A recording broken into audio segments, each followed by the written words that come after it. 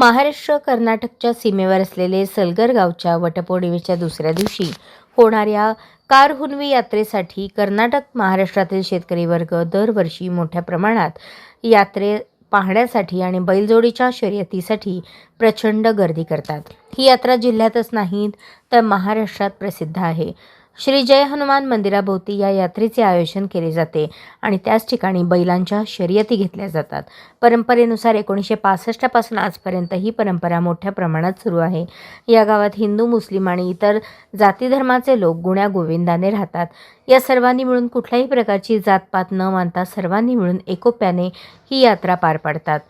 सलगर कारहुन्वी यात्रा म्हणजे सर्व धर्म समभावाचे प्रतीक आहे, असे मत सलगर येथे कन्नड नाटकाचे उद्घाटन करताना सोलापूर जिल्हा काँग्रेस कमिटीचे जिल्हाध्यक्ष तथा सलगर गावचे पुत्र सातलिंग षटगार यांनी केले. यात्रेनिमित्त आयोजित केलेल्या नाटकाच्या पहिल्या प्रयोगाच्या उद्घाटनाप्रसंगी ते बोलत होते. यावेळी व्यासपीठावर सातलिंग गुंडर्गी, सुवंत पाटील, अशोक षटगार, मलिनाथ भासगी, भारत समाने, बसवराज कुंभार, भीमराव सोलापुरे, संजय समाने, शरण पाटील, सिद्धाराम धसाडे, गुरुनाथ कालिवते, श्रीशैल पाटील, सुभाष भडोळे, बसवराज चिकमळ, आसिफ पटेल, शेखर बिराजदार, भास्कर आरेनकेरी, अप्पू बाकवान, अशोक बिराजदार, संजय कुमार डोंगराजे, चंद्रकांत बिराजदार, शेखर भादोळे, अशोक कोळी, पिंटू जेटली, विजयकुमार माशाळे, महादेश समाने, सुनील पाटील आदींसह कार्यकर्ते मोठ्या प्रमाणात उपस्थित होते.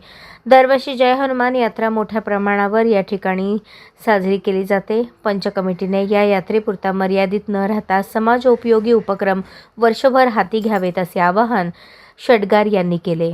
जसे आरोग्य शिबिर, गुणवंत विद्यार्थ्यांचा सत्कार, गावातील प्रतिष्ठित व आदर्श व्यक्तींचा सन्मान, आपत्कालीन परिस्थितीतील गोरगरिबांचे समर्थन व मदत, दरवर्षी दंडवत घालणाऱ्या भाविकांसाठी देवळात सुविधा, पाण्याची सुविधा, कारहुन्वीच्या दिवशी बैलांसाठी चारा व पाण्याची सुविधा आणि अशा अनेक गोष्टी आहेत.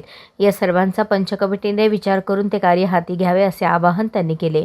यात्रा पाहण्यासाठी व नाटक पाहण्यासाठी पंचक्रोशीतील भाविकांनी मोठ्या प्रमाणात गर्दी केली होती.